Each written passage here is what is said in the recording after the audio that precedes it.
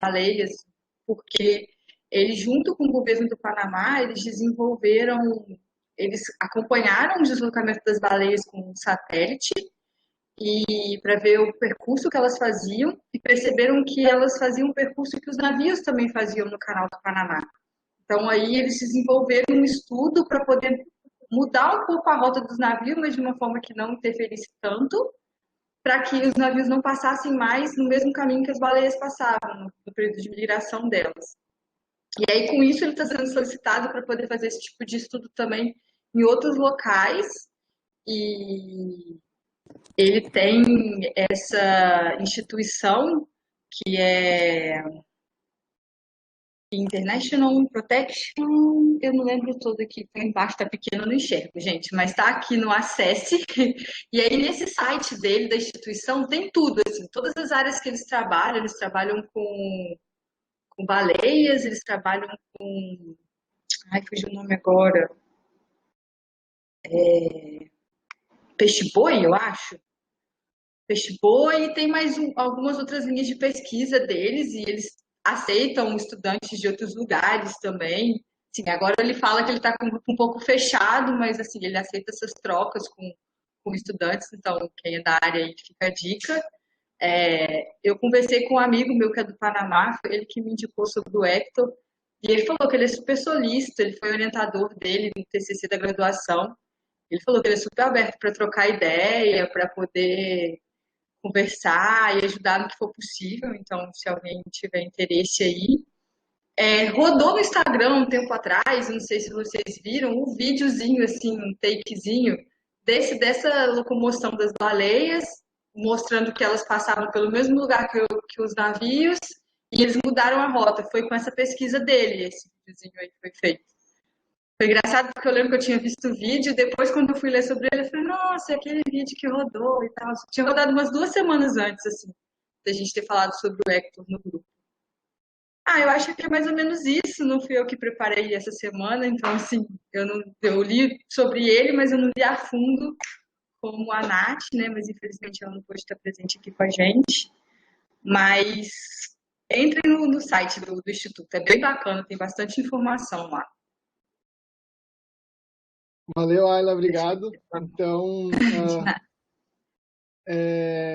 esse foi o nosso homenageado do Panamá hoje, dessa vez um biólogo ainda vivo e bem ativo, como diz a Ayla, né? Essa é uma das vantagens de a gente homenagear pessoas vivas.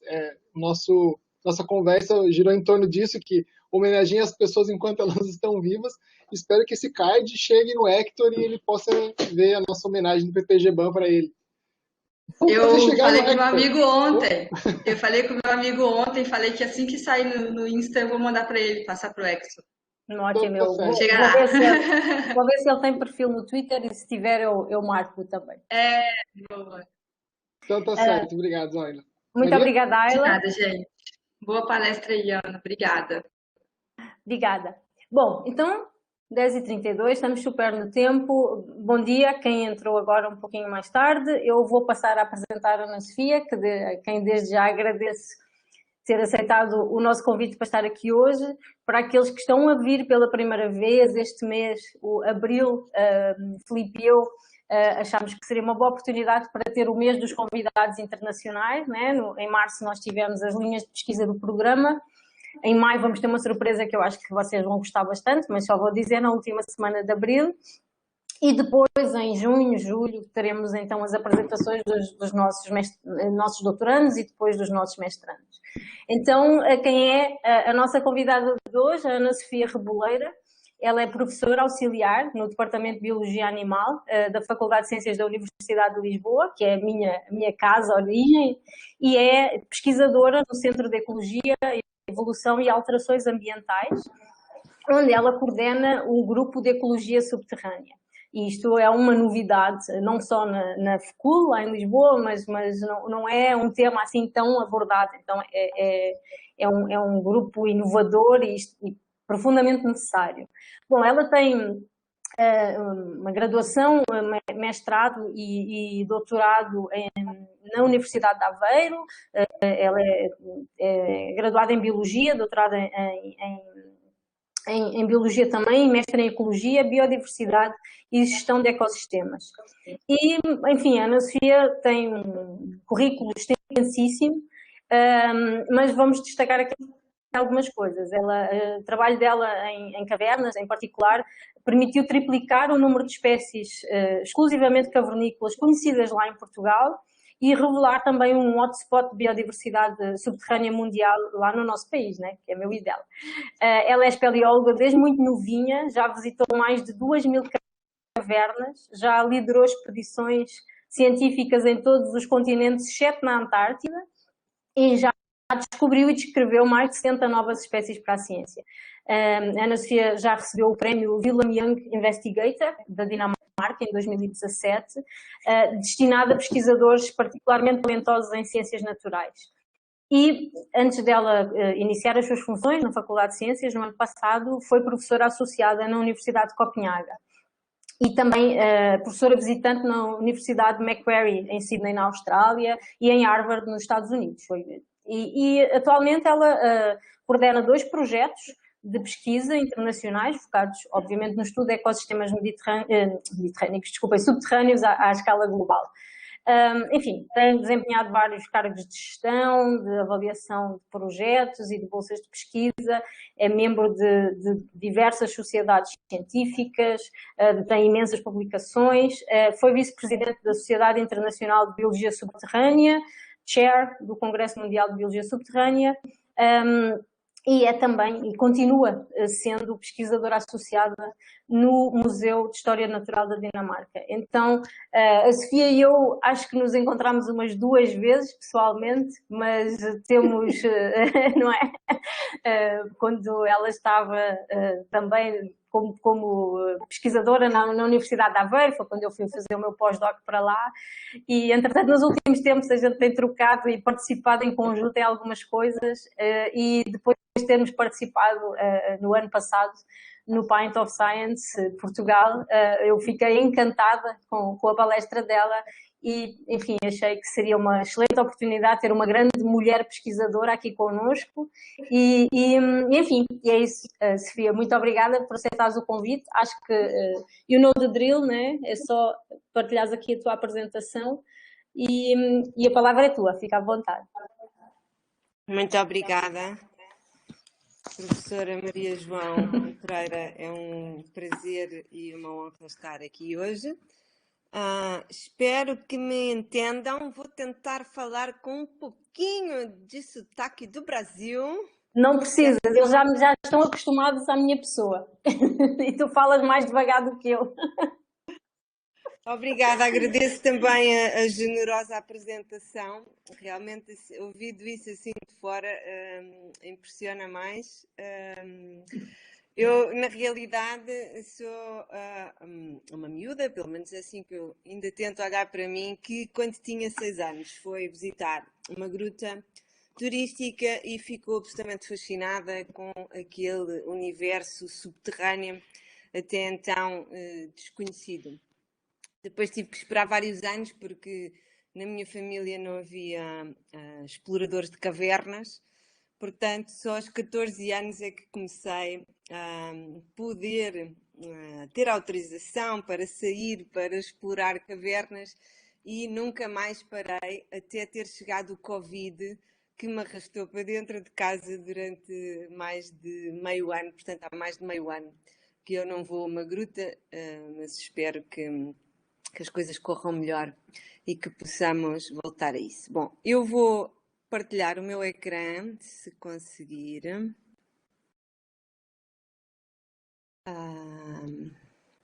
Tá a vir, a Ana Sofia está a atualizar. Ok. E eu ainda não estou a ver, mas às vezes é a minha internet. A ver a tua tela e eu vou-me falar e desligar a minha câmera, mas qualquer coisa eu entro aqui com o áudio, tá bom? Ok, eu não consigo, só consigo ver o meu ecrã, portanto, se alguma coisa não estiver a correr bem, por favor, avisem. Fica descansado. Sim, senhora. Então eu hoje vou falar sobre um tema que gosto bastante, que é sobre a importância do estudo da vida nas cavernas. E com isto gostava de vos dar uma perspectiva histórica de como é que começou o estudo da vida nas cavernas, dar-vos uma perspectiva da importância do estudo da vida das cavernas na ciência, em várias dimensões, mas sobretudo nas ciências biológicas, que é o nosso tema principal aqui hoje, e também deixar-vos alguns argumentos de porque é que este estudo é fundamental para o futuro da humanidade. Bom, desde que a humanidade é humanidade e desde que existem os chamados homens anatomicamente modernos, que nós temos uma grande ligação ao meio subterrâneo. O meio subterrâneo serviu de refúgio para populações de humanos, como continua a servir de refúgio para uma série de espécies que ainda nele habitam. Destes tempos e dos povos primitivos, nós temos inúmeros vestígios e memórias desta presença humana nas cavidades, através não só da arte parietal, portanto das pinturas rupestres e gravuras, como de utensílios, ossadas e outros materiais que se encontram em abundância, preservados nas cavernas ao longo do tempo. Entretanto, teríamos que esperar até 12 anos, cerca de 12.000 anos antes de Cristo, a um período chamado Magdaliano, para termos aquilo que se considera a primeira ilustração de um animal subterrâneo. Nós podemos ver esta ilustração aqui. Portanto, isto é um talhado. Está aqui um gafanhoto, que se pensa que seja o primeiro gafanhoto cavernícola, porque coincide bastante com os géneros de gafanhotos que habitam as grutas desta zona. Esta ilustração aparece talhada num osso de auroque, numa gruta dos Pirineus, portanto nos Pirineus franceses. Os auroques eram, por assim dizer, os bovinos dos nossos povos primitivos que habitavam nesta zona dos Pirineus, naquela altura, e que atualmente já só se conhecem através de ossadas. Depois, ao longo de toda a história da humanidade, o meio subterrâneo está intimamente ligado à nossa história.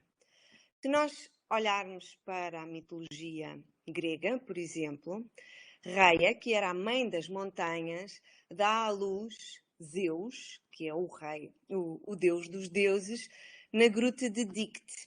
A gruta de Dicte está localizada atualmente na ilha de Creta, e também o irmão de Zeus, Hades, era o rei dos infernos e governava os subterrâneos, como podemos ver aqui numa ilustração antiga. Mas esta ligação não era apenas na mitologia grega. Se nós formos para as mitologias orientais, nós vamos encontrar, por exemplo, Amaterasu, que era a deusa do sol, que nós podemos ver representada aqui neste tríptico, e a deusa do sol japonesa escondia-se numa gruta. No dia seguinte voltava a sair da gruta e com ela aparecia assim a luz do dia. E se dava a natural cadência do dia e da noite, aquilo que nós em biologia chamamos de ritmos circadianos. Portanto, este ritmo que controla todos os seres humanos, todos os seres vivos à superfície e que no interior da Terra não existe.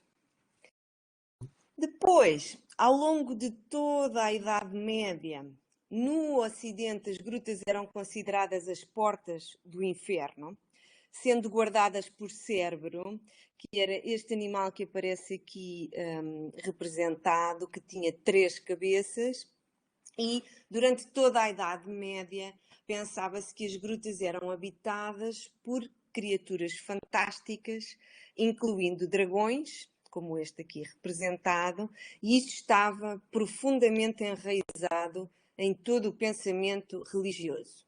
Portanto, estávamos a viver uma época muito obscura, o conhecimento científico era muito incipiente, portanto, as cavernas, como parte desconhecida, seriam, portanto, todo este domínio sombrio, escuro, desconhecido e ligado, intimamente ligado aos infernos. Portanto, nós teríamos que esperar até ao século XVII para termos as primeiras expedições organizadas para o meio subterrâneo, para as cavernas. Estas primeiras expedições tinham como finalidade encontrar animais. Portanto, já iam em busca de animais no final do século XVII. Provavelmente não os mesmos animais que procuramos hoje em dia, portanto, no século XVII iam em busca de unicórnios, que ao não existir à superfície, provavelmente estariam escondidos em grutas debaixo da terra. Entretanto, a descoberta, portanto, na Idade Média as grutas eram habitadas por dragões, pensava-se que eram habitadas por dragões, e efetivamente, em finais do século XVII, dá-se a primeira descoberta de um dragão numa caverna, por assim dizer. Não era um dragão muito grande, mas pensava-se que era uma larva de um dragão.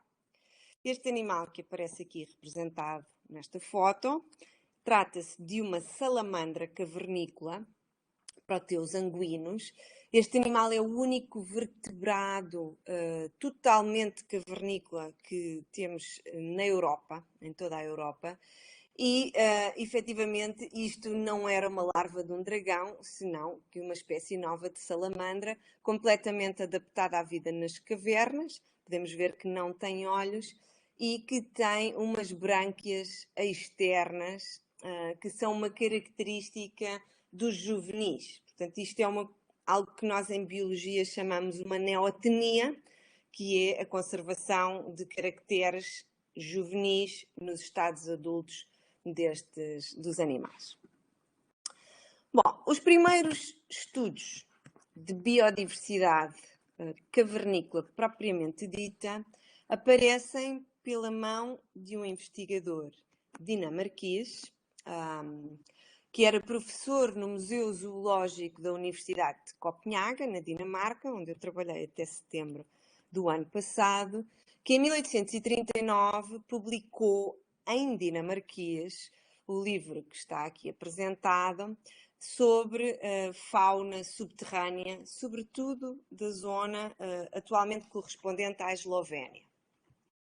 Este livro, o dinamarquês não é uma língua muito popular e este livro seria traduzido para o inglês uns anos mais tarde, sob o título Specimen Fauna Subterrânea, e é uma obra verdadeiramente marcante para a biologia subterrânea, porque providencia a mais antiga classificação dos animais das cavernas, mas para a biologia, porque esta tradução aparece poucos anos antes da publicação da Origem das Espécies, por Charles Darwin, Charles Darwin, no capítulo 5 da Origem das Espécies, cita extensivamente o trabalho de Chiotte como uma evidência absoluta da seleção natural, portanto, da pressão que as condições ambientais exercem nos animais de forma convergente e que vão afetar a sua evolução. Bom, o que é a biospeleologia? A biospeleologia, nós podemos dizer que é o estudo da vida das cavernas, portanto, bio vem de biologia, speleo vem de caverna e logos vem de estudo. Portanto, quando se começou a estudar a vida nas cavernas, nós designávamos este estudo de biospeleologia. No entanto, com a evolução do conhecimento, este termo foi caindo por terra, porque as grutas, as cavernas, são os locais que nós temos acesso para estudar estes animais. No entanto, toda esta vida subterrânea tem um habitat muito mais extenso do que aquele ao qual nós temos acesso quando visitamos as cavernas. Bom, de todas as formas, é neste cenário, no cenário das cavernas, que se desenrola grande parte do nosso trabalho de campo e dos estudos experimentais com animais das cavernas. Quando pensamos em cavernas e, sobretudo, se estivermos a falar das cavernas no Brasil, pensamos em grandes espaços subterrâneos, com salas enormes, volumes gigantescos e decorados com belíssimas formações cristalinas que pendem do teto ou se elevam do chão. Mas, se nós perguntarmos a exploradores de cavernas como é trabalhar em cavernas, provavelmente a sua resposta será algo como isto. As cavernas são, na sua grande maioria, espaços estreitos, muito úmidos, com muita água, com muita argila, de progressão difícil. Portanto, trabalhar nestes locais nem sempre oferece boas condições de trabalho a quem tem que realizar estas funções. Outra das características das cavernas, e sobretudo as cavernas do karst, é que estas cavernas são formadas por água. Portanto, quando chove à superfície, toda esta água se infiltra em profundidade e vai circular de forma ordenada nas galerias subterrâneas. Isto é uma das principais causas de morte dos exploradores das cavernas e provavelmente todos nós nos lembramos da situação que aconteceu com as crianças na Tailândia, há poucos anos, em que entraram para explorar uma gruta e foram surpreendidos por uma forte precipitação no exterior e uma inundação que os deixou aprisionados naquele local subterrâneo. Mas já vamos ver que isto é também uma das grandes mais-valias das grutas. Quando falamos destas zonas kársticas, do Carso em português de Portugal e Karst em português do Brasil, nós podemos ver que estas áreas kársticas a nível mundial, estão aqui representadas neste mapa a vermelho, correspondem a cerca de 15% da superfície terrestre do nosso planeta. Portanto, são zonas muito importantes, são zonas que acumulam grandes quantidades de água no seu interior, nos aquíferos kársticos, portanto são zonas muito, muito relevantes para a economia, para a biodiversidade e para a sobrevivência de todos os seres vivos.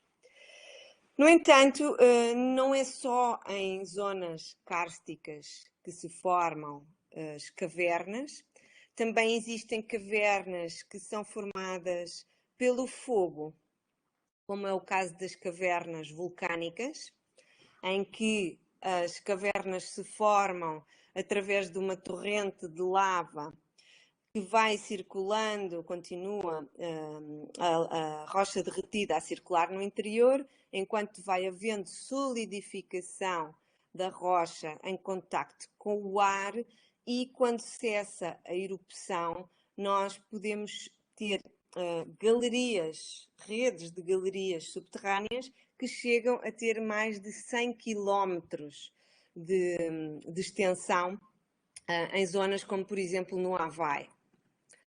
Isto é o aspecto de um tubo vulcânico. Este é o quarto maior tubo vulcânico do mundo. Está localizado nas Ilhas Canárias, em Tenerife, e como podem ver, aqui temos o resultante dos pingos de lava, enquanto a torrente de lava continuava a fluir no interior. E este é o aspecto típico dos tubos de lava com oxidação dos materiais de ferro da rocha vulcânica. Bom, Passando esta introdução sobre as cavernas e a sua gênese, vamos entrar propriamente na biologia e nos ecossistemas subterrâneos versus ecossistemas de superfície. Quando nós deixamos a superfície do terreno e nos adentramos no meio subterrâneo, as condições mudam drasticamente. Portanto, nós temos ausência de luz, não existe luz absolutamente nenhuma no meio subterrâneo, a menos, claro, nas zonas que têm influência direta do exterior. A umidade relativa do ar é muito elevada, chega a ser 100%, portanto, uma atmosfera completamente saturada de água. E depois, quando nós olhamos para a temperatura, nós podemos ver que, enquanto à superfície, nós temos uma variação anual bastante pronunciada, debaixo de terra esta variação é praticamente inexistente. Portanto, nós temos uma variação térmica muito, muito, muito suave ao longo de todo o ano no interior das cavernas. Depois, ao não termos luz debaixo de terra, não temos fotossíntese, ou pelo menos não temos clorofila, e como tal, a quantidade de matéria orgânica vai se reduzindo significativamente à medida que vamos aumentando a profundidade. Praticamente numa relação inversa à umidade que vai aumentando. Tudo isto vai ter consequências a nível das estruturas das cadeias tróficas no interior da Terra. Portanto, nós não temos produtores primários, pelo menos ao nível da fotossíntese. Depois temos consumidores primários e predadores e temos, em teoria, cadeias tróficas mais simplificadas e truncadas comparativamente com o que temos à superfície. Convém não esquecer que as cavernas, no contexto biológico, são apenas janelas para a observação do ecossistema subterrâneo, que é muito mais vasto e cuja grande maioria nós pura e simplesmente desconhecemos e não temos de forma alguma acesso direto. Portanto, neste sentido, as cavernas proporcionam-nos oportunidades extraordinárias para fazermos investigação em ecossistemas subterrâneos. Bom, todas estas características que vos falei no slide anterior vão ter consequências dramáticas na vida que consegue sobreviver neste tipo de meios. Portanto, nem todos os organismos, e sobretudo animais, conseguem sobreviver com estas condições. E os animais, a grande maioria dos animais que nós vamos encontrar no meio subterrâneo, têm adaptações morfológicas e também fisiológicas que lhes permitem sobreviver com êxito nestes locais. A este tipo de adaptações, que são adaptações convergentes, portanto, ocorrem de forma similar em diferentes grupos de organismos, em consequência das mesmas pressões ambientais a que estão sujeitos, nós damos o nome de troglomorfismos ou síndrome troglomórfico. Então, estas incluem a despigmentação, porque ao não haver luz, não existe necessidade de fabricar pigmento para proteger os animais da luz solar. Da mesma forma, existe uma redução das estruturas oculares, porque no escuro a produção de uma estrutura ocular é muito dispendiosa do ponto de vista energético e não tem uma utilização prática. Depois, para compensar tudo isto, os corpos dos organismos tendem a estilizar, a ser mais compridos, as patas, nós podemos ver aqui neste inseto, as patas mais compridas, as antenas mais compridas, e tendem a ter o que nós chamamos uma hipertrofia dos órgãos sensoriais, ou seja, órgãos sensoriais como quimiorreceptores ou mecanorreceptores, como sedas, tendem a ser de maiores dimensões para poder sentir melhor, receber mais informação do exterior. No caso dos insetos, observa-se também a perda das asas, que nós chamamos um apterismo. Porquê? Porque voar no escuro, a menos que se tenha um sistema de ecolocalização, como é o caso dos morcegos, não é de facto uma boa estratégia para estes insetos. Isto eram os troglomorfismos relativamente à sua forma. Também, do ponto de vista fisiológico, estes animais têm que desenvolver estratégias para sobreviver em ambientes tipicamente oligotróficos, ou seja, ambientes com muita escassez de recursos nutritivos. Como é que os animais conseguem fazer isto? Eles reduzem significativamente o seu metabolismo, passam a ter um ritmo metabólico muito mais lento. Quando nós estamos a falar disto, nós estamos sempre a comparar os animais cavernícolas com os seus ancestrais à superfície, portanto, sempre relativamente às espécies que colonizaram o meio subterrâneo, e sempre em contraste com a superfície. Têm uma grande resistência ao jejum também, não é? Que agora está muito na moda fazerem-se jejuns prolongados como técnica de emagrecimento e do ponto de vista também da saúde.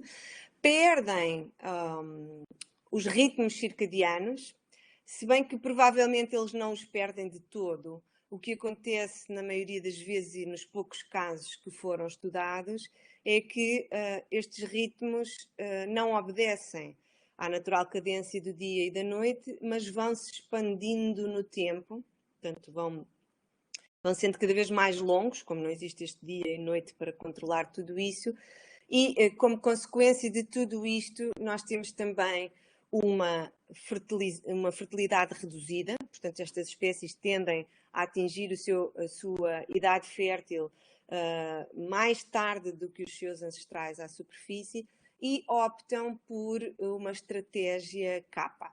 Portanto, colocar um menor número de ovos, mas esse menor número de ovos maior, com mais substâncias nutritivas, para que o juvenil, quando saia do ovo, possa passar algum tempo até, tenha reservas para passar algum tempo até se conseguir voltar a alimentar de novo.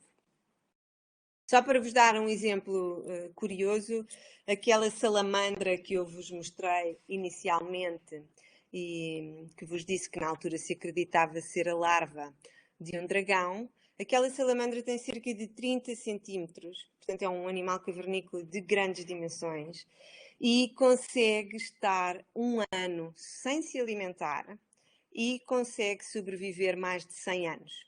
Portanto, quando nós estamos a falar de long lifespan, portanto de grande longevidade nos cavernícolas, estamos a falar de uma longevidade realmente grande quando comparada com os seus parentes próximos à superfície. Esta fotografia tirei-a há 2 anos, há ano e meio, numa gruta na Eslovénia, e é um caso muito curioso que eu gostava de vos mostrar, porque estamos a falar da mesma espécie, de populações diferentes. Esta gruta caverna planina tem um rio que corre à superfície e que depois se infiltra e passa dentro da cavidade, portanto debaixo de terra, e depois volta a sair novamente à superfície. E este morfotipo vive no rio, no mesmo rio que depois passa por dentro da caverna, e este animal vive cá fora e esta população vive dentro da caverna, e às vezes quando há períodos de grandes inundações conseguimos encontrar dentro da caverna as duas formas, portanto o animal de superfície, o cavernícola, e o seu ancestral, potencial ancestral à superfície. Bom, Comecei a trabalhar em biologia subterrânea, por acaso até foi nas Ilhas Canárias, mas depois onde fiz um estágio de licenciatura, mas depois grande parte dos meus, portanto, o meu mestrado e o meu doutoramento foram feitos, o doutorado, foram feitos em fauna do karst de Portugal. Esta imagem é só para vos dar uma ideia de onde estão as zonas de karst principais de Portugal. Estão aqui no centro litoral e também no Algarve, portanto no sul do país. O sul do país é a zona mais rica em termos de fauna cavernícola, portanto, destes animais, os chamados animais troglóbios, estes que têm todas estas adaptações à vida nas grutas, e depois existem umas zonas no interior de Portugal não tão significativas, não com tanta importância para a biodiversidade cavernícola do país. A história da biologia subterrânea e do estudo da fauna e da vida nas cavernas em Portugal não tem muitos anos. Começou em 1931 com a descrição da primeira espécie cavernícola de Portugal. Depois, em meados dos anos 40, tivemos um grande impulso no estudo da biologia subterrânea em Portugal, em grande parte devido aos trabalhos de campo do professor Barros Machado, que é considerado o pioneiro da biologia subterrânea em Portugal, e depois tivemos um hiato de várias décadas em que pouco ou nada se conheceu de fauna que habita vida nas cavernas, até que mais recentemente esta área tem merecido mais atenção e o número de espécies descritas tem aumentado significativamente e tudo aponta para que continue a aumentar no futuro. Este crescimento no interesse da biodiversidade subterrânea em Portugal fez-nos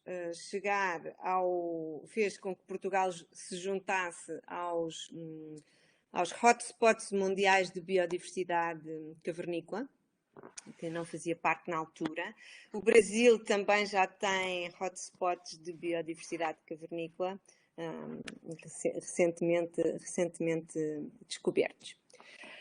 E agora queria-vos mostrar aqui algumas das espécies que vivem nas cavernas.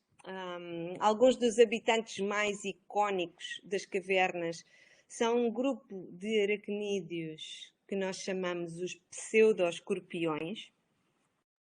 São uma ordem diferente dos escorpiões, portanto eles não têm aguilhão para inocular veneno como têm os escorpiões. E aqui nós podemos ver dois pseudoescorpiões cavernícolas, um pseudoescorpião de tamanho, digamos, normal, 2, 3 milímetros, um pseudoescorpião cavernícola onde nós já podemos ver os apêndices alargados, as patas compridas, a ausência de olhos, despigmentação corporal. E em 2010 nós encontramos nas grutas do Algarve, portanto no sul de Portugal, aquilo que nós chamamos o pseudoescorpião gigante das grutas do Algarve. E a razão pela qual nós chamamos este pseudoescorpião gigante é porque, de facto, quando comparado com as restantes espécies de pseudoescorpiões que nós temos, é de facto um gigante. Trata-se de um animal absolutamente espetacular do ponto de vista estético. Portanto, é um super predador com extremo alargamento dos apêndices, portanto, um animal que impressiona pela sua estética e não é de estranhar que tenha sido considerado uma das 100 espécies mais espetaculares do planeta recentemente descritas. Bom, Os animais das cavernas chamam bastante a atenção, porque são aquilo que nós chamamos de monstrinhos, não é? São animais estranhos, são animais que não têm olhos, são animais que têm uma forma diferente daquilo que nós estamos habituados a ver à superfície. No entanto, o que eu gostava de vos falar agora é sobre o contributo dos ecossistemas, do estudo dos ecossistemas subterrâneos para a ciência como um todo. Então, um dos argumentos do ponto de vista evolutivo mais importantes, na minha perspectiva, é que os animais que nós encontramos nas cavernas, muitos deles são aquilo que nós chamamos fósseis vivos. O Darwin chamou estes animais os wrecks of ancient life, portanto, naufrágios de vida antiga. E se nós olharmos para um mapa com a distribuição mundial da família daquele pseudo-escorpião que eu acabei de vos mostrar, portanto, do gigante, nós podemos ver que existem duas populações na Península Ibérica, portanto, este que foi descoberto recentemente no sul de Portugal e outra espécie que já se conhecia desde o século passado na zona da Catalunha. Nós podemos ver que todos os outros exemplares conhecidos dessa família se encontram a viver em cavernas ou habitats também bastante isolados e reduzidos do outro lado do Atlântico. Portanto, isto significa, do ponto de vista biogeográfico, que estes animais são tão antigos, mas tão antigos no território, que eles já habitavam o território antes dos continentes se separarem. Portanto, este é um dos grandes argumentos, e isto é muito importante porque, em muitos casos, é nas cavernas que nós vamos encontrar elos perdidos da evolução, que vem muitas vezes explicar partes da história da vida na Terra. Depois, por outro lado, as grutas, as cavernas, tal como as ilhas, são consideradas modelos em ecologia e evolução, sobretudo porque a diversidade de fatores ecológicos tende a ser menor e, como tal, nós conseguimos mais facilmente eliminar algumas variáveis e fazer melhores análises ecológicas dos nossos modelos. Um dos estudos que nós fizemos, que publicámos em 2019, foi precisamente um estudo de parasitismo, neste caso hiperparasitismo, em parasitas de morcegos que vivem em cavernas de Portugal. Portanto, nós temos um hospedeiro principal, que é um morcego. Os morcegos têm uns parasitas altamente especializados, que na realidade são insetos, isto são moscas, são dípteros, que vivem exclusivamente no pelo dos morcegos, só conseguem sobreviver pouco mais de 48 horas fora do morcego, portanto, estes animais estão sempre dependentes do morcego, e em cima destes parasitas nós podemos encontrar um hiperparasita, que é um fungo que cresce exclusivamente nestes insetos que vivem nos morcegos. Portanto, nós para estudarmos este hiperparasita vai estar sempre dependente do hospedeiro principal, que é o morcego. E nós estudámos um caso destes utilizando populações naturais de morcegos de grutas e, como tal, conseguimos, como tínhamos uma simplicidade maior de fatores ecológicos, chegar a conclusões que provavelmente não conseguiríamos se estivéssemos a trabalhar com morcegos de superfície. Depois, a vida dentro das cavernas e, sobretudo, a vida microbiana no interior das cavernas é extraordinariamente importante também para a medicina, porque os micro-organismos, as bactérias e arqueias que vivem nestes meios são diferentes daquelas que nós temos à superfície e desenvolveram ao longo de milhões de anos estratégias para sobreviver num ambiente tão inóspito. Portanto, estas bactérias, muitas delas, são produtoras de antibióticos novos e também de novos bioprodutos que podem ter depois aplicações até do ponto de vista industrial.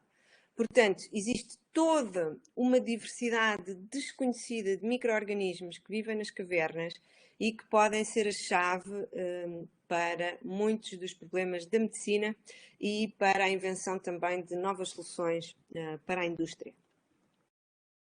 Depois, as cavernas têm um papel, e o meio subterrâneo, não só as cavernas, mas o meio subterrâneo, tem um papel muito importante e, sobretudo, muito negligenciado para no contributo para os ciclos biogeoquímicos do nosso planeta.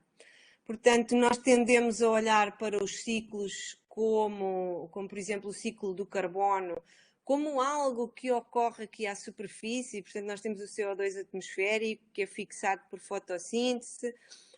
Depois temos processos de composição, respiração, que retornam este carbono à atmosfera.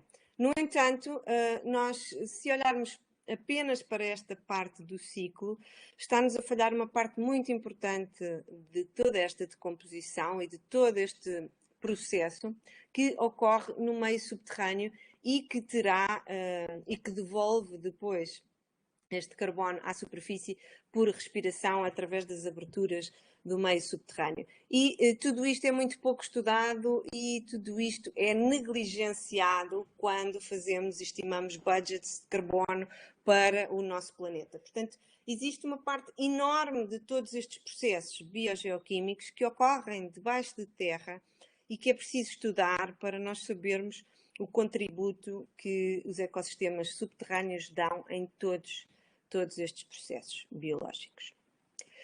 E depois, os ecossistemas subterrâneos, e aqui deixando de parte as cavernas, se nós olharmos para o nosso planeta e para o compartimento terrestre, superfície terrestre do nosso planeta, nós podemos ver que nós temos água subterrânea, que são ecossistemas. A água subterrânea é um ecossistema, é um recurso mineral e é também um ecossistema.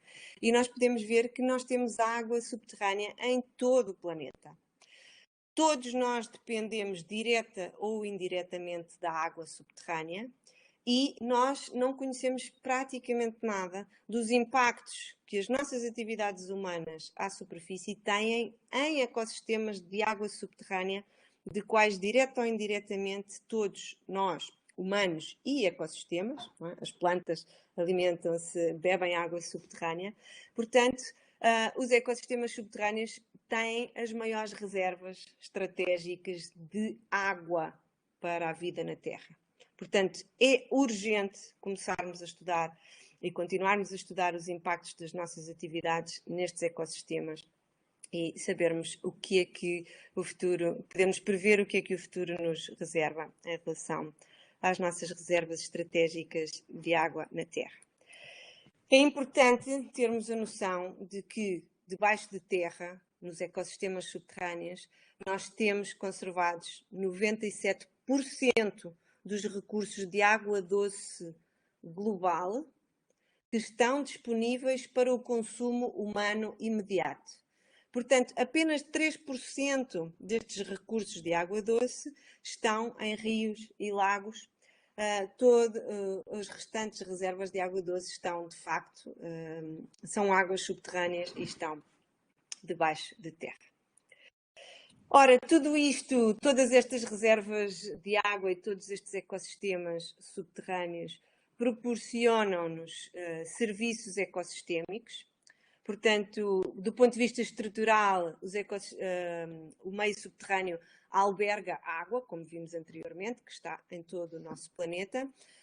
Alberga energia também, proporciona-nos proteção para grandes secas, ao armazenar água, e também para inundações, porque também absorve grande parte da água que causa grandes inundações, e é também um refúgio, é um habitat, é um refúgio como habitat. Depois, do ponto de vista dos organismos, são os organismos que vivem nestes ecossistemas que purificam a água, que fazem uma série de serviços de ecossistemas onde podemos eventualmente também encontrar bioindicadores de processos.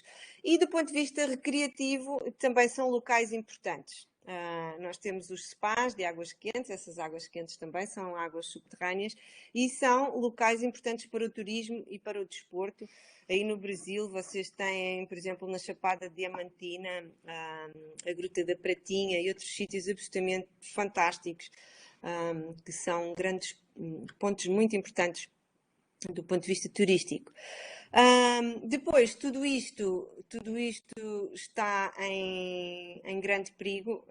Vocês sabem, provavelmente melhor do que eu, conhecem a situação da minaria, da mineração no Brasil e de como isso afeta e destrói os habitats das cavernas que existem no Brasil. E vocês têm legislação específica para isto.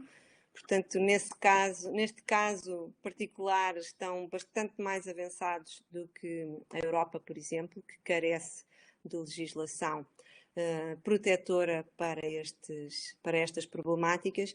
E depois tudo, mas absolutamente tudo o que nós fazemos à superfície, por ação da gravidade, infiltra-se e potencialmente chegará a estes meios ecossistemas subterrâneos com impactos que são em larga medida desconhecidos. Depois, outro problema sério que afeta estes ecossistemas subterrâneos, sobretudo os aquáticos, são as intrusões de água salina. Portanto, à medida que o nível médio das águas do mar vai subindo, nós vamos tendo nos aquíferos costeiros intrusões de águas salinas que vão ter efeitos na biodiversidade que habita estes locais. Bom, como é que se estudam estes ecossistemas subterrâneos? Eu já estive aqui um bocadinho a falar das cavernas, que nós temos acesso às cavernas, mas nem todo este trabalho é feito em cavernas, nós temos outras maneiras de estudar ecossistemas subterrâneos.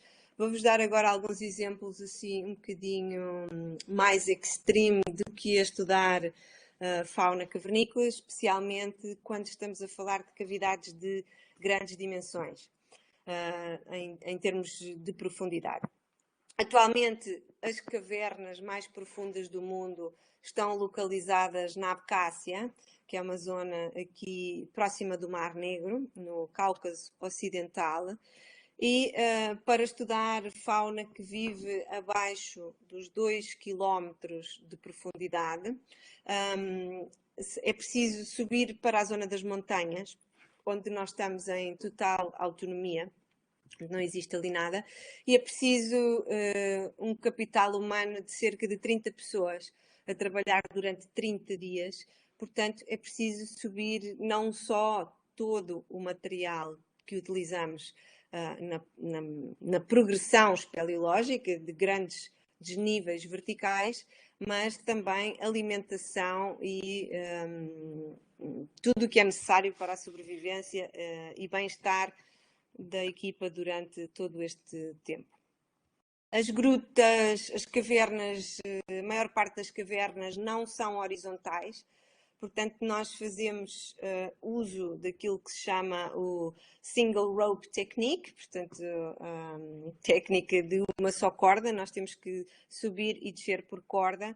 Ainda não existem outras formas de explorar os grandes desníveis subterrâneos, a não ser, de facto, por força humana, a favor ou contra a gravidade. Estejamos a ir para cima ou para baixo. A grandes profundidades, nós não podemos descer e subir no mesmo dia. Portanto, o que nós fazemos é montamos acampamentos a diferentes profundidades e estes acampamentos permitem que os espeleólogos e os biólogos possam ter conforto para descansar e se alimentarem e continuarem com o trabalho. Quando eu digo algum conforto, estas grutas muito profundas estão sobretudo em zonas alpinas, em zonas de montanha. As temperaturas são muito baixas. Estamos a falar de zonas que estão cobertas de gelo e neve durante uma parte considerável do ano. Portanto, as temperaturas no interior destas cavernas são muito baixas, em torno a 0 graus, 3 graus, por aí. Portanto, a umidade é 100%. Portanto, quando eu digo que temos algum conforto nestes acampamentos subterrâneos, o conforto é mínimo, porque nós estamos sempre molhados, as temperaturas são, de facto, muito, muito baixas. Depois de toda esta progressão, os animais das cavernas são raros, são difíceis de encontrar. Portanto, é um trabalho moroso e, na maior parte das vezes, nós temos que utilizar armadilhas com um isco para atrair os animais para os conseguirmos recolher. São condições muito duras de trabalho, mas são condições que nos permitem fazer descobertas fantásticas, como aquela que fizemos em 2010, quando descobrimos a primeira comunidade subterrânea a habitar debaixo de 2 km de profundidade. Na altura não se conhecia fauna a viver em grutas a grandes profundidades, portanto o que se conheciam eram animais a viver a pouco mais de meio quilómetro de profundidade. E nós encontramos nesta expedição em 2010 aquele que ainda é o animal cavernícola terrestre mais profundo de sempre, que é um colêmbolo. Na altura a notícia foi absolutamente viral, como podem ver, numa semana tivemos mais de 60 mil entradas no Google com um animal que era um colêmbolo. Enfim. Nem sempre podemos, quando fazemos trabalhos experimentais, estes animais das cavernas têm uma tolerância ecológica, em alguns casos, muito baixa. Portanto, na maior parte dos casos, nós não conseguimos, de facto, levar estes animais para o laboratório. Portanto, quando nós não conseguimos levar os animais para o laboratório, levamos o laboratório para a caverna e nos últimos anos temos feito bastantes experiências na própria caverna, com os animais da própria caverna. Claro que isto não são condições também muito favoráveis, nós temos que empacotar o laboratório com tudo o que precisamos para ir para a caverna e depois desenrolar durante dias as experiências neste contexto. Quando falamos de ecossistemas subterrâneos aquáticos, em alguns casos nós podemos trabalhar a partir da superfície, no qual se constroem poços e através desses poços nós recolhemos a água que filtramos e através dessa filtração da água em laboratório depois conseguimos selecionar em alguns locais animais que vivem nesses meios. Em Portugal, nós temos também um laboratório subterrâneo em que podemos descer de elevador até aos 33 metros de profundidade. Depois temos uma plataforma em aço inoxidável dentro da caverna, onde temos terrários e aquários com animais vivos, que vocês podem ver aqui em detalhe. E esta infraestrutura serve 2 propósitos. Serve a sociedade, no qual, mediante marcação prévia, o público pode observar in situ fauna cavernícola que é muito difícil de ver. Portanto, isto é uma oportunidade única de ver fauna cavernícola viva. E para a ciência, proporciona-nos um laboratório subterrâneo em que nós não temos que transportar os animais para o laboratório para os estudar, nós podemos estudá-los e experimentá-los in situ, portanto, dentro da própria caverna, o que é uma grande vantagem. E agora, para terminar, gostava de vos mostrar alguns dos animais que vivem nas cavernas de Portugal. Aqui temos um pseudo-escorpião, um super predador. Aqui temos a mesma espécie, mas a foto anterior era um adulto. Esta é uma ninfa do escorpião. Temos aranhas cavernícolas, aqui podem ver, com um saco de ovos. Temos outras aranhas cavernícolas que correm no chão das cavernas.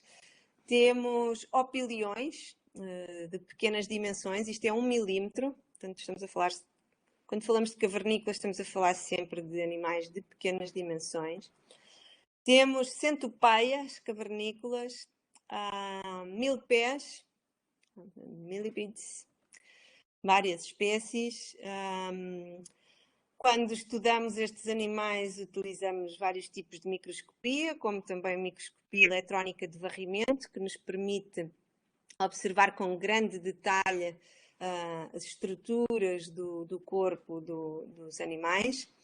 Temos crustáceos aquáticos, neste caso isópodes aquáticos, temos bastantes espécies. Temos bichos de conta, crustáceos terrestres, várias espécies, das que enrolam e de outros que não. Temos dipluros. Os dipluros são um grupo irmão dos insetos, bastante abundantes. Aqui podemos ver imagens de detalhe do microscópio eletrónico de varrimento, em que podemos ver a inserção das sedas do corpo do animal, que permitem sentir as próprias deslocações do ar no local. Temos peixinhos de prata. Temos pulgões que se alimentam das raízes que pendem dos tetos das cavernas mais superficiais e temos bastantes espécies de escaravelhos nas cavernas. Gostava de vos chamar a atenção para esta imagem. Normalmente, quando nós olhamos para um animal, neste caso para um escaravelho cavernícola, raramente estamos a olhar para um animal apenas. Nós estamos a olhar para uma comunidade de seres vivos, porque em cima deste escaravelho vive um fungo que cresce única e exclusivamente em cima deste animal. Depois podemos ver aqui nas patas, temos um ácaro que vive também em cima deste animal. Portanto, quando nós olhamos para um animal, raramente estamos a ver apenas um animal. Estamos a ver toda uma comunidade que vive, da qual faz parte também o seu microbioma, e que é uma comunidade em movimento. Temos outro tipo de escaravelhos cavernícolas, de outras famílias, e temos também escaravelhos cavernícolas aquáticos, que vivem só nas águas subterrâneas das cavernas. E temos também morcegos. Eu não estudo morcegos, não é? Ao contrário da vossa professora Maria João, mas também temos morcegos nas cavernas e neste ano do Covid, eu acho que mais que nunca é importante falar dos morcegos e da sua importância para os ecossistemas e provavelmente também do seu contributo para encontrarmos soluções para estas pandemias e estas crises de vírus que nos assolam de momento. Enfim, isto que eu vos apresentei é o trabalho estão aqui resultados de trabalho de várias pessoas. É impossível eu agradecer a toda a gente aqui hoje, mas convido-vos a espreitarem a minha página, está lá uma lista de agradecimentos e grande parte desta investigação que eu vos apresentei foi financiada pela Fundação para a Ciência e Tecnologia e por fundações dinamarquesas, das quais a Fundação Willem me forneceu o maior apoio neste trabalho. Obrigada E agora passo. Obrigada, Ana Sofia. É só deixaste de partilhar, que aí já nos vês. Muitos comentários aqui ao longo da tua apresentação, que foi excelente, o pessoal adorou. Algumas bobagens pelo meio, umas bobagens simpáticas sobre a forma, enfim, as formas de trabalhar, como enfim, temos que ir atrás destes animais. Eu vou abrir para perguntas, mas queria-te fazer duas perguntas assim iniciais para quebrar o gelo. A primeira é uma pergunta de curiosidade operacional, logística. Como é que vocês fazem a progressão para uma caverna que está a 2.000 metros de profundidade? Em quantas etapas? Né? Eu já fiz alguma espélio, mas acho que o máximo que eu fiz foram 200 metros. Então, 2 quilómetros é extraordinário. Sim, bom, depende em que altura é que nós estamos da exploração, não é? Que se vamos explorar pela primeira vez, depois tem que se instalar pontos fixos na rocha para irmos descendo e temos que ir fazendo essa exploração. Nesta expedição em que eu fui em 2010, à gruta na altura mais funda do mundo, agora é a segunda, por 6 metros ou 7 ou qualquer coisa do estilo, eu ia estudar animais cavernícolas, portanto eu beneficiei do facto de a rota que eu ia fazer já era conhecida e tínhamos uma grande equipa que instalava e preparava todas estas coisas, portanto eu só, entre aspas, tinha que descer, trabalhar e subir. Pronto, que de si só já é bastante trabalho. Mas como é que nós fazemos? Portanto, nós descemos aquilo na altura, se bem me lembro, o primeiro acampamento está a 700 metros de profundidade, portanto é um dia de 0 a 700. Depois é outro dia de 700 a 1400. Depois é outro dia de 1400 a 1600 e por aí fora. A partir de 1400, nesta cavidade é preciso mergulhar, portanto as coisas começam-se a complicar. A parte de ter que descer cascatas gélidas, as pessoas têm que se vestir, meter-se dentro da água.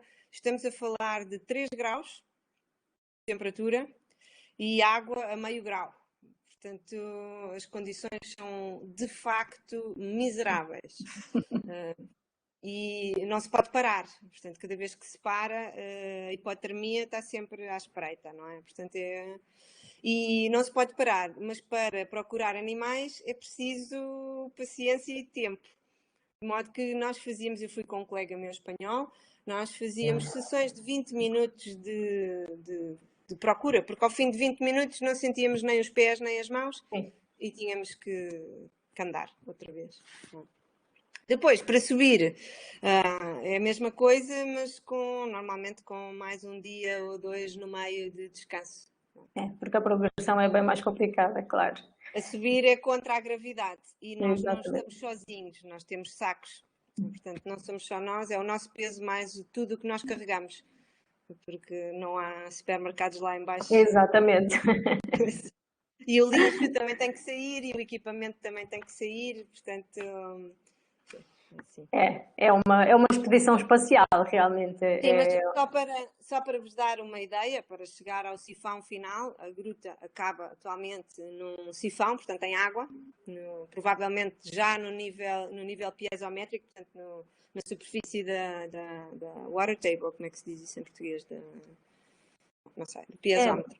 Exato.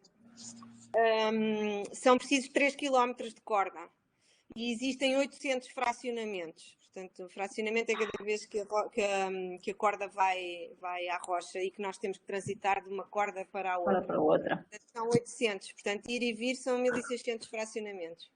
No meio disto, convém não haver erros, porque os erros normalmente custam a vida e não é só a nossa vida, depois é uma chatice para os outros todos. Tem que tirar as pessoas lá. Exatamente, é bem verdade. Bom, é incrível do ponto de vista logístico. Eu vou deixar a minha pergunta para mais tarde, porque já temos aqui uma pergunta do Luís Alexandre. O Luís Alexandre é professor do nosso programa. O Luís diz: tem curiosidade em saber se os animais na base das teias alimentares, essas grandes unidades, são exclusivamente tritívoros.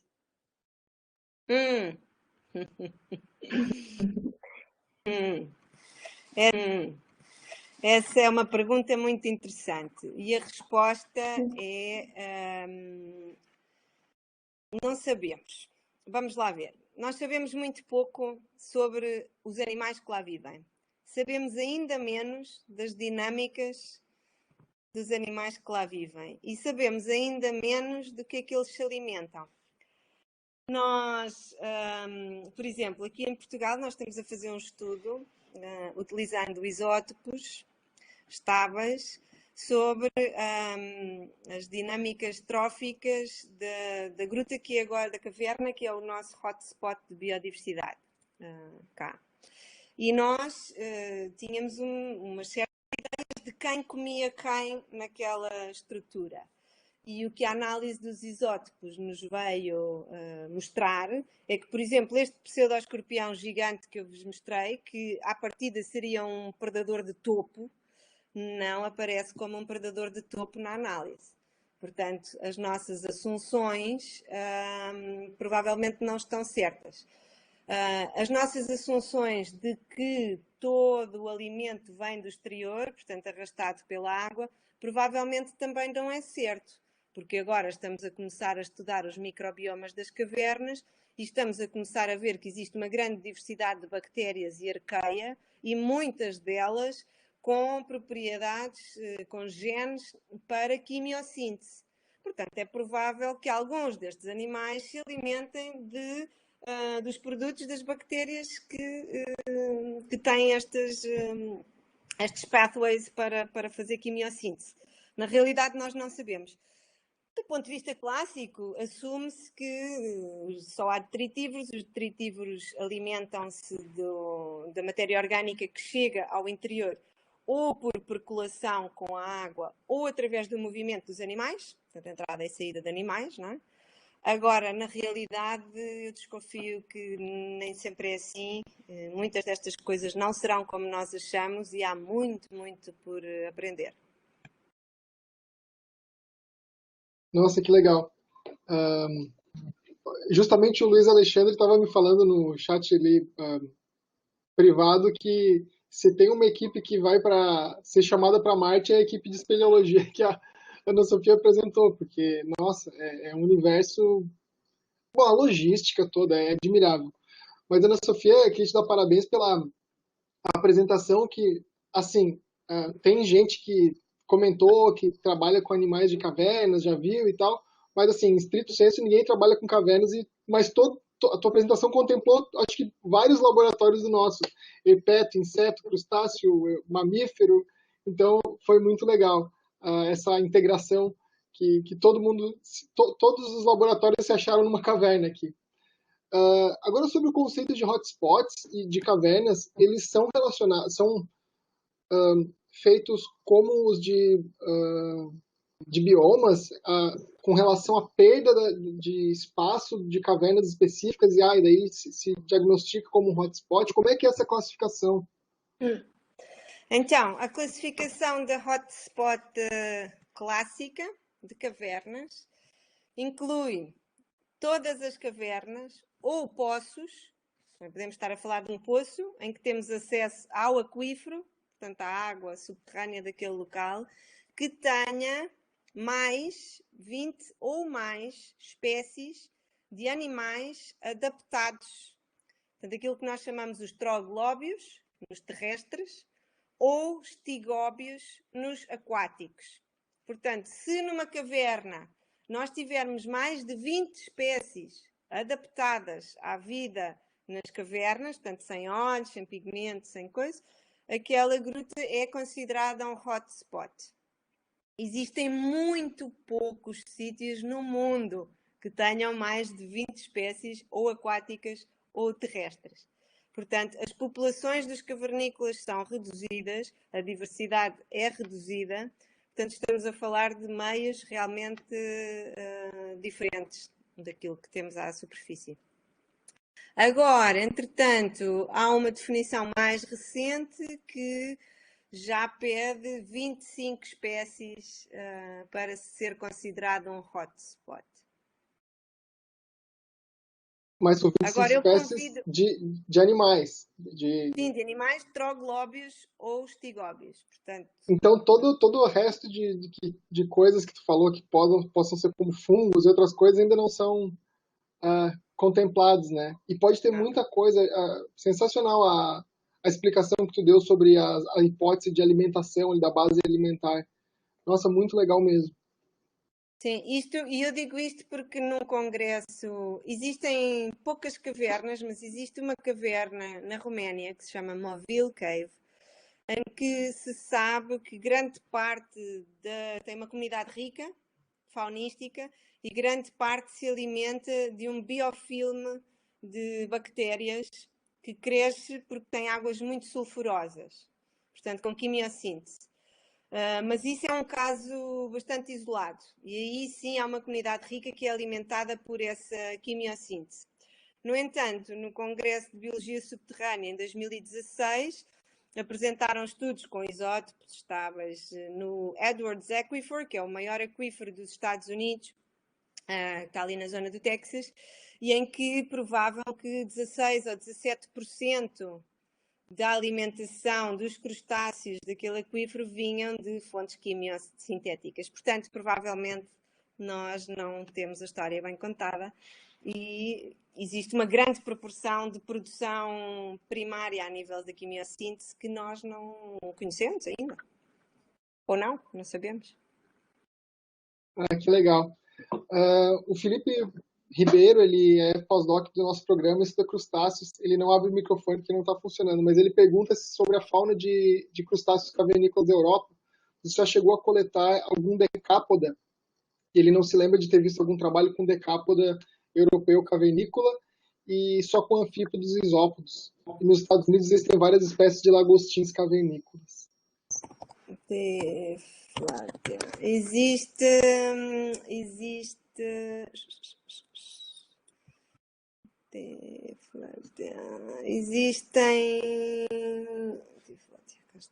Existe um decápodo, sim. Existem algumas espécies que é uma tiflátia, deixa-me ver, que vive no sul de Espanha. Mas existem muito poucos. Aqui na Europa, pelo menos. Bacana. Mas olha aí, Filipe, a justificativa para ir para o sul de Espanha, estás a ver? Há esperança. Eu vou passar à pergunta da Giovana, dos Reis. Ela, bom, enfim, refere que aqui no Brasil nós temos muitas ameaças a ambientes subterrâneos, bem verdade. E ela pergunta quais são as principais ameaças em Portugal e se existe alguma legislação própria para a proteção dos ambientes subterrâneos. Boa pergunta. Em Portugal, na Europa, existe a Diretiva Habitat, que inclui as cavernas e as nascentes como habitats prioritários para conservação. Isto por si só não confere qualquer grau de proteção. Depois, as espécies cavernícolas não são protegidas em Portugal.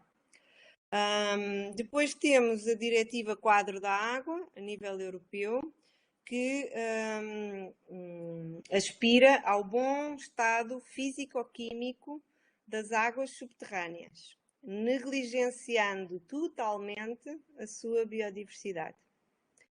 E o mesmo acontece para a diretiva, chamemos-lhe assim, gêmea da Diretiva Quadro da Água, que é a Groundwater Directive, que apenas apela ao bom estado físico-químico da água. Portanto, na Europa, os ecossistemas subterrâneos não são protegidos por si mesmos. Depois temos algumas espécies, como é que se diz? Chapéu, umbrella species, como aos morcegos, que nidificam em cavernas e que por si só conferem alguma proteção a algumas das cavernas, mas de facto falta-nos uma estratégia de conservação. Que vem na sequência vem uma pergunta do Denis Sana, que te pergunta se existe alguma iniciativa, alguma estratégia internacional nesse sentido, eventualmente através das sociedades científicas ou científico-espeleológicas. Sim, há houve várias tentativas de tentar incluir isto na legislação europeia que falharam. Portanto, em 2008 houve uma iniciativa também movida em grande parte pela Federação Europeia de Espeleologia, na qual eu também fazia parte. Nós criámos a Comissão Europeia de Proteção de Cavidades e tudo isso, mas depois não aconteceu. Sei que houve um painel de especialistas nos quais estão alguns colegas meus que também participaram em reuniões com a Comissão Europeia para isso, mas é difícil trabalhar nestes meios. É difícil desenvolver técnicas para fazer uma avaliação do estado ecológico destes locais. Portanto, isso também tem sido um problema. Nisso o Brasil está muito mais à frente, não é? Portanto, não se podem destruir cavernas, ou pelo menos é preciso um grande argumento para não destruir cavernas, e classificaram os troglóbios como espécies protegidas, não é?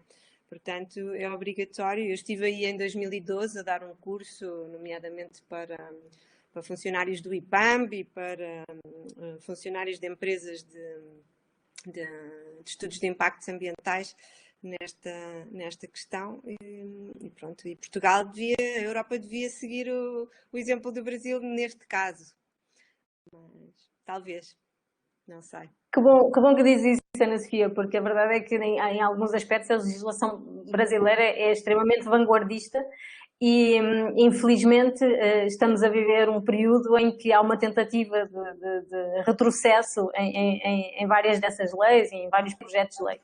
Enfim, eu não sei se mais alguém quer entrar, eu vou aproveitar para fazer a minha segunda pergunta. Eu fiquei encantada com as estratégias de vida, né, de histórias de vida de alguns dos exemplos que tu deste. E no caso da estratégia reprodutiva que tu mostraste, que em geral os animais, enfim, seguem uma estratégia mais capa ou K aqui no Brasil, e tu deste aquele exemplo dos ovos muito nutritivos, e, enfim, poucos eventos reprodutivos com poucas crias por evento reprodutivo. Existe algum exemplo, enfim, de algum animal vertebrado, invertebrado, com cuidado parental, assim, semelhante àquilo que nós encontramos, por exemplo, nos morcegos, ou não? Ou não se conhece? Não é que não exista, mas ainda há muito para descobrir, não é? É assim, existem centopeias que têm cuidados parentais. Portanto, as centopeias cavernícolas desses grupos devem ter cuidados parentais. Eu nunca vi, mas também são difíceis de ver, não é? Pois é. De modo que aqui em Portugal só temos uma espécie de centopeia cavernícola e nunca vi essa espécie nem com ovos, nem com a prole. E quem mais é que poderá ter cuidados parentais dentro? Os pseudoescorpiões também têm cuidados parentais, mas também nunca os vi com as crias. Deixa-me pensar quem é que mais terá cuidados parentais. Eventualmente alguns aracnídeos também. Fiquei a pensar nisso. Bom, os aracnídeos costumam ser as crias depois a comer a mãe. A comer a mãe, exatamente. Bom, é um cuidado parental. É o ultimate. Exato, é the ultimate o cuidado parental. Eficiência energética, sim, mas sim. Sim, dentro dos invertebrados existem alguns grupos que têm cuidados parentais e provavelmente desses grupos os representantes subterrâneos também terão. Agora, assim, de repente, não me estou a lembrar de nenhum caso. Mas é tão raro ver estes animais que ainda é mais raro ver estes animais a fazerem alguma coisa da sua biologia, não é?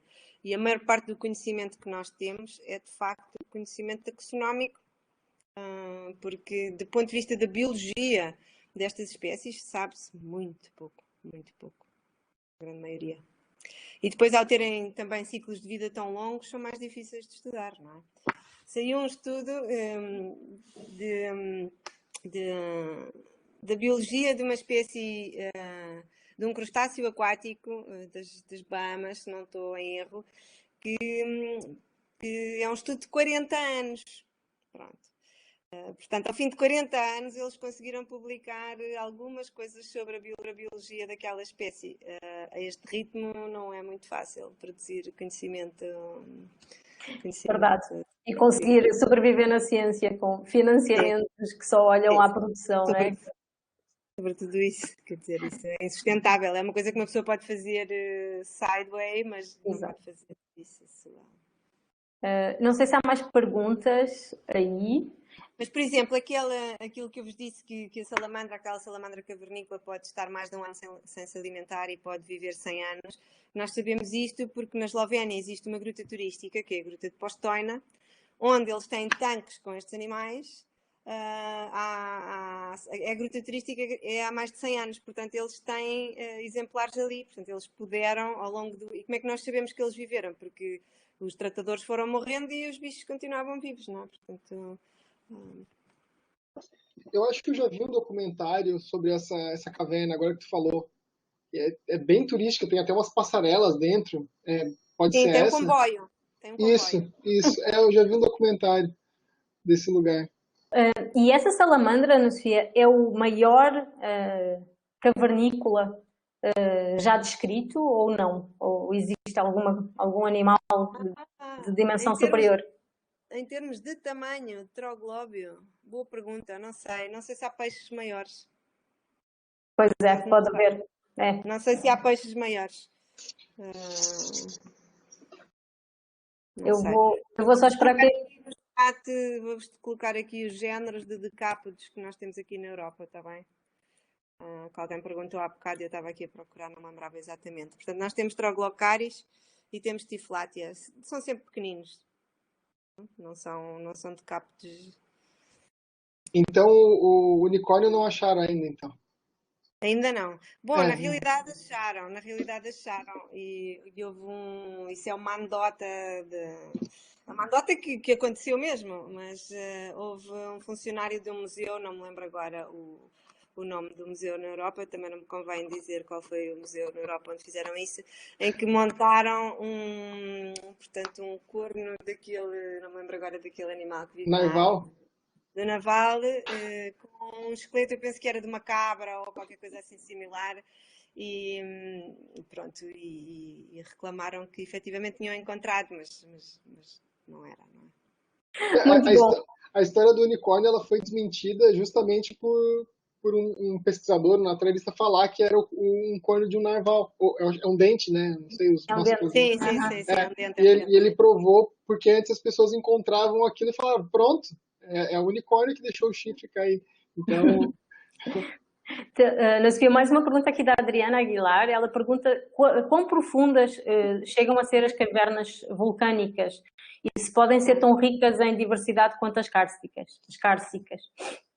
Sim, então a primeira pergunta, sim, podem ser ricas, não só são ricas, como são as mais ricas do mundo. A gruta mais rica do mundo está na ilha de Tenerife, nas Ilhas Canárias. É aquela gruta que eu vos mostrei a fotografia, a Cova del Viento, portanto é um sistema que tem vento e tem mais outras grutas. Sim, podem ser muito ricas. E depois a profundidade também vai um bocadinho ao encontro da primeira resposta. É assim, a profundidade nas grutas mede-se entre o desnível vertical, portanto a projeção vertical do desnível relativamente à entrada mais superior. Portanto, se nós tivermos duas entradas de uma gruta, uma a 100 metros de altitude e outra a 200, nós vamos considerar a entrada de 200 e o ponto mais baixo. O que é que acontece? As grutas vulcânicas tendem a desenvolver-se nas pendentes, certo? Porque as correntes de lava vão descendo. Portanto, se nós considerarmos a abertura superior E depois, se a gruta tiver muitos quilómetros e for ao longo dessa pendente, nós podemos ter, por exemplo, esta Cueva del Viento que eu vos mostrei, tem 1000 e qualquer coisa metros de desnível. Ou seja, é uma menos 1000. Só que não se utiliza uma corda nunca, porque nós vamos descendo debaixo de terra, mas vamos descendo a montanha. Portanto, aquilo é sempre a andar.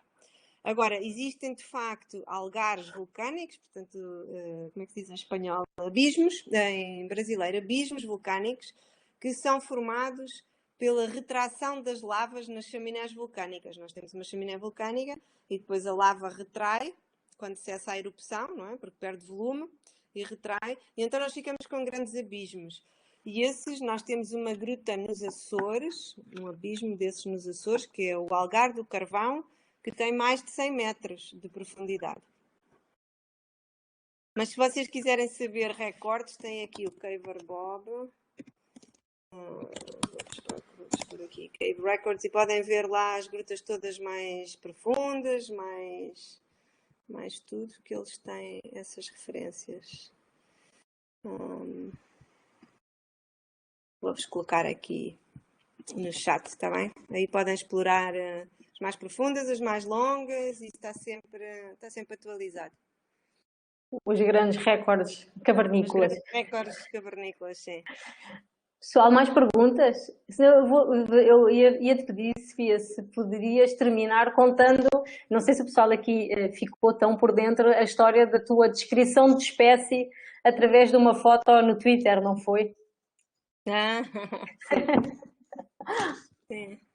Sim, então, eu tenho um Twitter, e estava no Twitter e vi uma fotografia de um bicho de conta. Vou-vos pôr aqui o meu Twitter, se vocês quiserem ver. Só para saberem, bicho de conta é tatuzinho, tá? Não era bicho de conta, perdão, do 1000 pés. Não, milípede. Como é que se diz? Como é que se diz 1000 pés em brasileiro? Milípede? Milípede? Filipe, sim, né? Milípede. E vamos lá ver se eu consigo encontrar aí. Deus, posso mostrar aí.